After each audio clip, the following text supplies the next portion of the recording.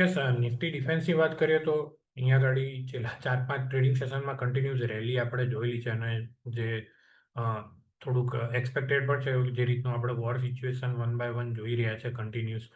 તો અહીંયા આગળ એ ડિફેન્સ એક મારા ખ્યાલથી એ કમ્પલસરી પોર્ટફોલિયોમાં એક સર્ટેન વેટેજ જરૂરી છે, કેમ કે જે રીતનું અહીંયા આગળ આપણે રેકોર્ડ નંબર ઓફ એક્સપોર્ટ પણ રિસન્ટલી જોયા ડિફેન્સમાં.